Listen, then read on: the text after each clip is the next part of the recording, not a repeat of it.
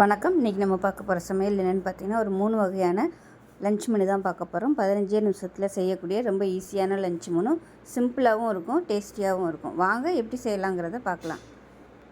கடாய் எடுத்துக்கலாம், கொஞ்சமாக எண்ணெய் விட்டுக்கலாம். தேங்காய் எண்ணெய் தான் யூஸ் பண்ணியிருக்கேன். மோர் குழம்பு வந்து எப்பயும் தேங்காய் எண்ணெயில் செய்யும்போது நல்லாயிருக்கும் வாசனையாக. எண்ணெய் லேசாக சூடாக ஆரம்பித்ததும் அடுப்பு நல்லா மீடியத்தில் வச்சுக்கோங்க. 1 டேபிள் ஸ்பூன் துவரம்பருப்பு சேர்த்துக்கலாம். 1 டீஸ்பூன் சீரகம் சேர்த்துக்கலாம். 1 வரமிளகா 2ஆக கிள்ளிட்டு சேர்த்துக்கலாம். அது கூடவே பச்சை மிளகா 2 சேர்த்துக்கலாம். இது கூடவே 4 துண்டு இஞ்சி சேர்த்துக்கலாம். இப்போ எல்லாத்தையுமே நல்லா வறுத்துக்கலாம். இது கூடவே ஒரு 10 வெந்தயம் சேர்த்துக்கலாம். ரொம்ப சேர்க்க வேணாம்.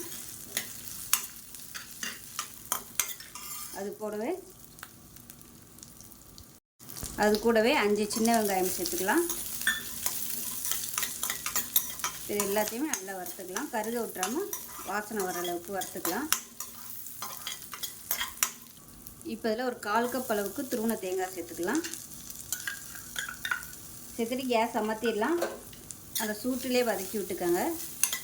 இது நல்லா ஆறட்டும். ஆறுனதுக்கப்புறமா மிக்ஸி ஜாரில் சேர்த்து நல்லா நைஸாக அரைச்சிட்டு பார்க்கலாம்.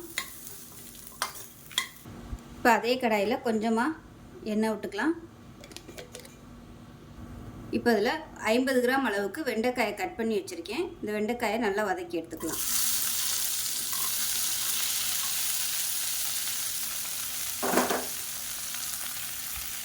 இப்போ பாருங்கள், வெண்டைக்காய் நல்லா வதங்கிடுச்சு. இதை பிளேட்டுக்கு மாற்றிக்கலாம். இப்போ ஒரு கடாயை எடுத்துக்கலாம். நம்ம அரைச்சி வச்சுருக்க அந்த தேங்காய் பேஸ்ட்டை சேர்த்துக்கலாம். கூடவே தயிர் சேர்த்துக்கலாம்.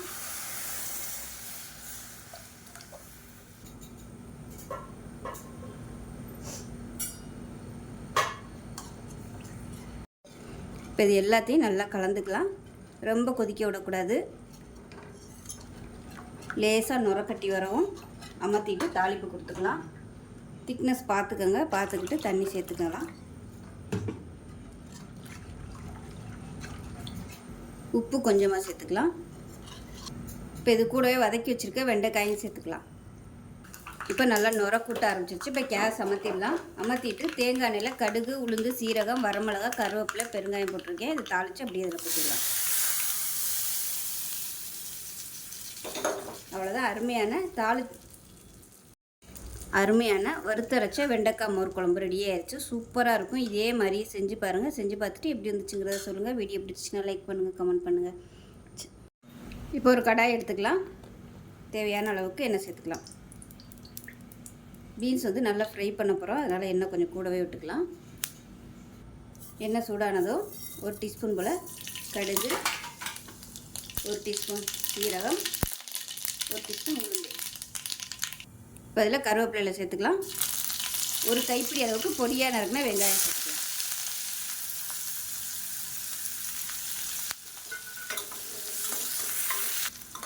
வெங்காயம் லேசாக கண்ணாடி பதம் வதங்கிடுச்சு. இதில் வந்து ஒரு 3 பூண்டு நச்சு வச்சுருக்கேன். அதை சேர்த்துக்கலாம்.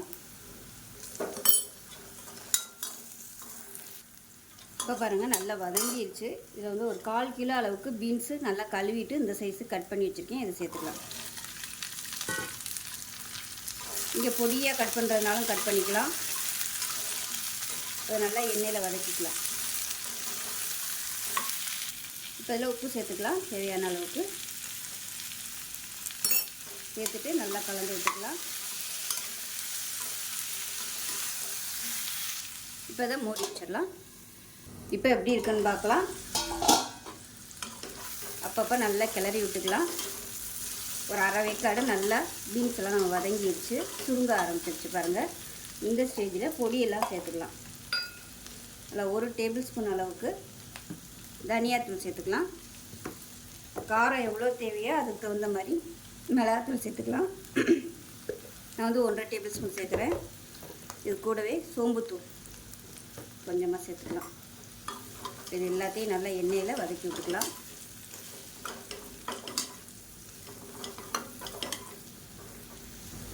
இப்போ இதில் 1 டேபிள் ஸ்பூன் அளவுக்கு மட்டும் தண்ணி சேர்த்துக்கலாம்.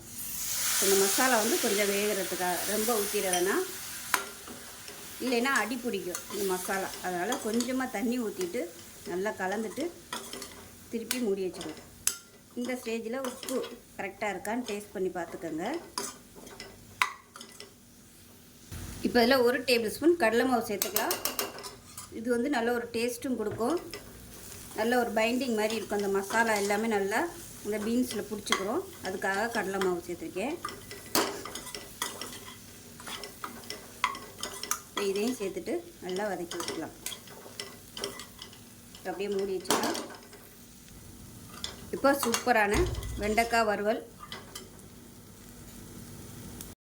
இப்போ பாருங்கள், அருமையான பீன்ஸ் வறுவல் ரெடி ஆயிடுச்சு. டேஸ்ட்டு சூப்பராக இருக்கும். எப்பயும் போல் பண்ணாமல் இது மாதிரி செஞ்சு பாருங்கள், வேறு லெவலில் இருக்கும்.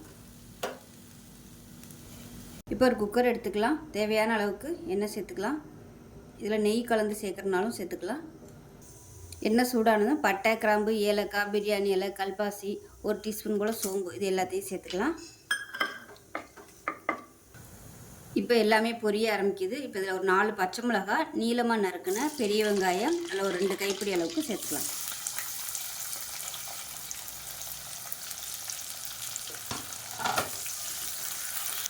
உப்பு கொஞ்சமாக சேர்த்துக்கலாம். கருவேப்பிலையில் கொஞ்சமாக சேர்த்துக்கலாம். வெங்காயம் நல்லா வதங்கினதும் 1 டேபிள் ஸ்பூன் இஞ்சி பூண்டு பேஸ்ட்டு சேர்த்து வதக்கி விட்டுக்கலாம்.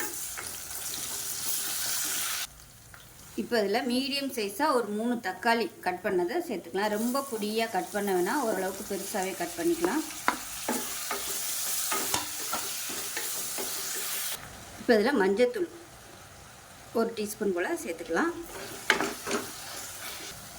இப்போ பாருங்கள், தக்காளி நல்லா மசிய ஆரம்பிச்சிருச்சு. இந்த ஸ்டேஜில் 1 டேபிள் ஸ்பூன் மிளகாத்தூள் சேர்த்துக்கலாம். காரத்துக்கு ஏற்ற மாதிரி நீங்கள் கூடவோ குறைச்சோ சேர்த்துக்கலாம். நான் வந்து 1 டேபிள் ஸ்பூன் சேர்த்துருக்கேன்.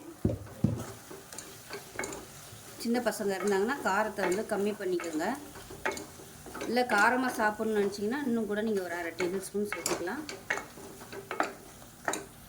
இப்போ எல்லாமே நல்லா வதங்கிடுச்சு. இப்போ பார்த்தீங்கன்னா நான் 2 டம்ளருக்கு ஜீரக சம்பா அரிசி எடுத்திருக்கேன். நீங்கள் சாதாரண சாப்பாட்டு அரிசி கூட எடுத்துக்கலாம். இல்லை பிரியாணி பாஸ்மதி ரைஸ் வந்து யூஸ் பண்ணுறதுனால யூஸ் பண்ணிக்கோங்க. இப்போ இதில் வந்து நான் 2 டம்ளர் எடுத்திருக்கேன். 2 டம்ளருக்கு 3 டம்ளர் தண்ணி வைக்கணும். அதில் வந்து நல்லா 1.5 டம்ளர் தேங்காய் பால், 1.5 டம்ளர் சாதாரண தண்ணி சேர்த்துருக்கேன். அதை சேர்த்துக்கலாம்.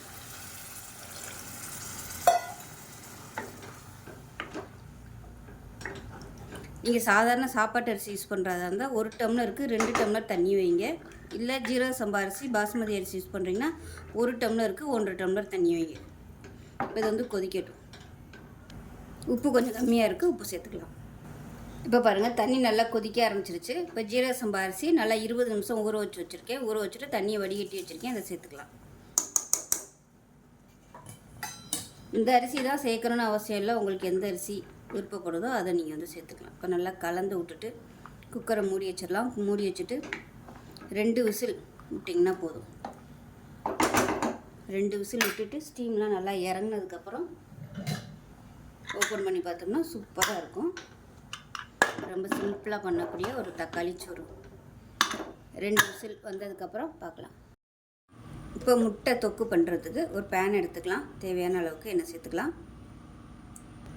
இப்போ எண்ணெய் நல்லா சூடானதும் 1 கை அளவுக்கு நீளமாக நறுக்குன வெங்காயம் சேர்த்துக்கலாம்.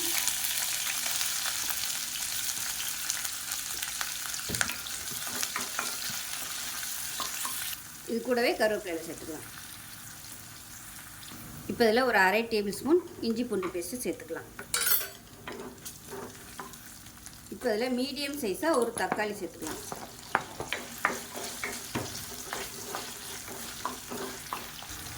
இப்போ தக்காளி நல்லா மசிய ஆரம்பிச்சிருச்சு. இதில் வந்து 1 டீஸ்பூன் போல் மஞ்சள்தூள் சேர்த்துக்கலாம். 1/2 டேபிள் ஸ்பூன் தனியாத்தூள், அதே போல் 1/2 டேபிள் ஸ்பூன் மிளகுத்தூள், 1/2 டேபிள் ஸ்பூன் சோம்புத்தூள், 1/2 டேபிள் ஸ்பூன் சீரகத்தூள், காரத்துக்கு ஏற்ற மாதிரி மிளகாத்தூள் நான் வந்து 3/4 டேபிள் ஸ்பூன் சேர்த்துருக்கேன், 1/4 டேபிள் ஸ்பூன் கரம் மசாலா. இப்போ இது எல்லாத்தையுமே நல்லா வதக்கி விட்டுக்கலாம். இதை வதக்கிட்டு ஒரு 1/4 டம்ளர் அளவுக்கு தண்ணி சேர்த்துக்கலாம். இந்த மசாலாலாம் நல்லா வெந்து அப்படியே திக்காய் வரணும், அந்த அளவுக்கு கொதிக்கட்டும். இப்போ இதில் உப்பு சேர்த்துக்கலாம். இப்போ பாருங்கள் நல்லா எண்ணெய் பிரிஞ்சு வந்துருச்சு. இந்த ஸ்டேஜில் ஒரு 6 முட்டை வேக விட்டு 2ஆக கட் பண்ணி வச்சுருக்கேன். இதை அப்படியே சேர்த்துக்கலாம்.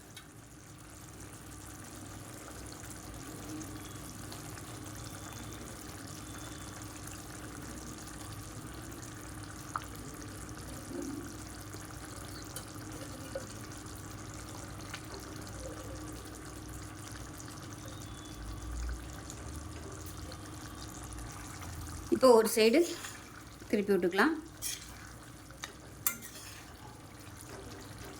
இப்படியே நல்லா ரோஸ்ட் ஆகட்டும். இந்த மசாலா எல்லாமே இந்த முட்டையில் இறங்கணும்.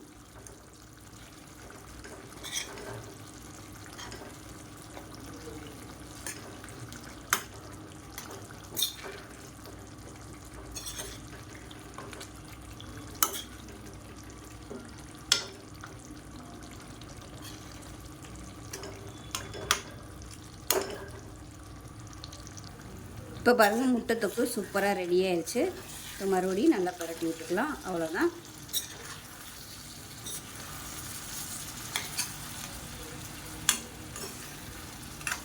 இப்போ சூப்பராக ரெடி ஆயிடுச்சு. இப்போ கேஸ் அமர்த்திடலாம்.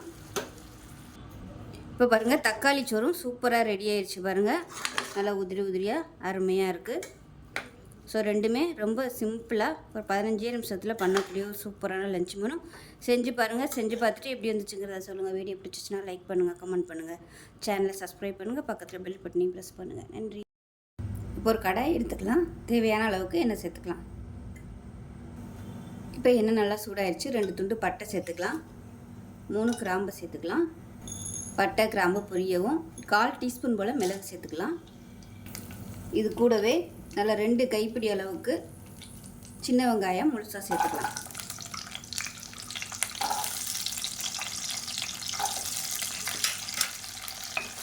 இதை நல்லா வதக்கிட்டுக்கலாம். இது கூடவே மீடியம் சைஸாக 2 தக்காளி கட் பண்ணதை சேர்த்துக்கலாம். இப்போ தக்காளி வெங்காயம் ஓரளவுக்கு வதங்கிருச்சு. 1/4 மூடி துருவன தேங்காய் சேர்த்துக்கலாம். இப்போ இதையும் சேர்த்து வதக்கிட்டுக்கலாம். இப்போ பாருங்கள் தேங்காய் சேர்த்து நல்லா வதக்கியாச்சு. 1 டேபிள் ஸ்பூன் மல்லித்தூள், காரத்துக்கு ஏற்ற மாதிரி மிளகாத்தூள் 1 டேபிள் ஸ்பூன், அது கூடவே 1/2 டேபிள் ஸ்பூன் சோம்புத்தூள், 1 டேபிள் ஸ்பூன் மட்டன் மசாலா சேர்த்துக்கலாம். இதையும் சேர்த்து வதக்கி விட்டுக்கலாம்.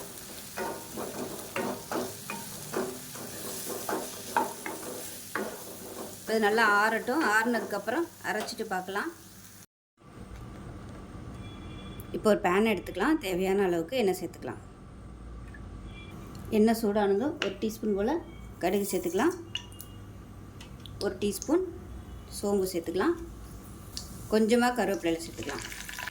3 வரமிளகாய் சேர்த்துக்கலாம். 3 இல்லை 4 சேர்த்துக்கலாம். ஒரு கைப்பிடி அளவுக்கு சின்ன வெங்காயம் பொடியாக கட் பண்ணதை சேர்த்துக்கலாம். இப்போ பாருங்கள் வெங்காயம் பொன்னிறமாக வதங்கிடுச்சு. ஒரே ஒரு தக்காளி, 4 பச்சை மிளகாய் 2 கீறினதை சேர்த்துக்கலாம். 1 டீஸ்பூன் மஞ்சள்தூள் சேர்த்துக்கலாம். தேவையான அளவுக்கு உப்பு சேர்த்துக்கலாம். இப்போ பாருங்கள் தக்காளி நல்லா வதங்கிடுச்சு. இப்போ நம்ம அரைச்சி வச்சுருக்க அந்த பேஸ்ட்டை சேர்த்துக்கலாம்.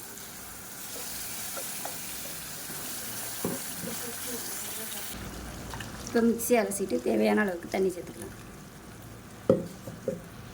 இப்போ இன்னும் கூட தண்ணி சேர்த்துக்கலாம்.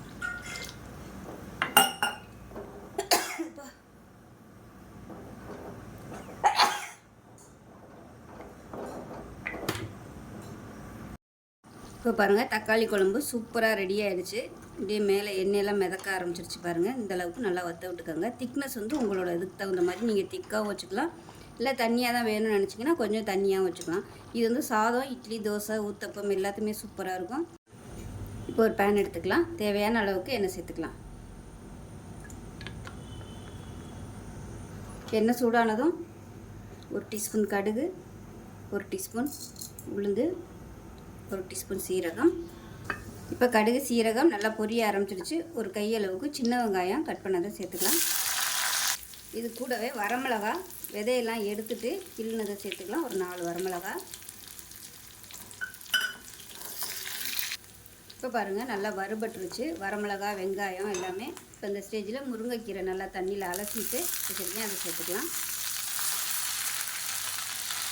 முருங்கைக்கீரை நல்லா வதக்கியாச்சு. இப்போ பார்த்திங்கன்னா அரிசி களைஞ்ச தண்ணி வந்து அடி மண்டி இருக்கும் பார்த்தீங்களா, அந்த கழனி தண்ணி அதை வந்து சேர்த்துக்கலாம்.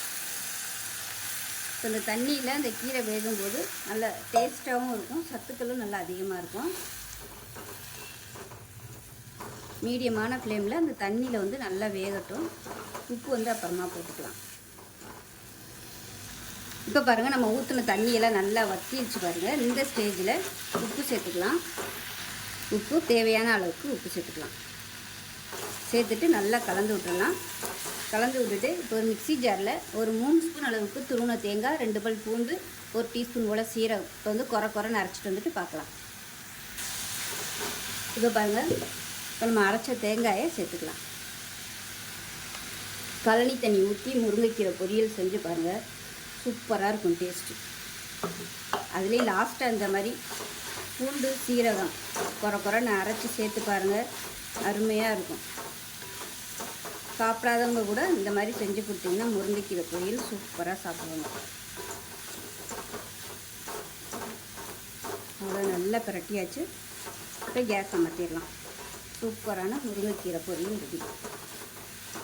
இது மாதிரி யாரெல்லாம் பண்ணுவீங்கிறத கமெண்ட்டில் சொல்லுங்கள்.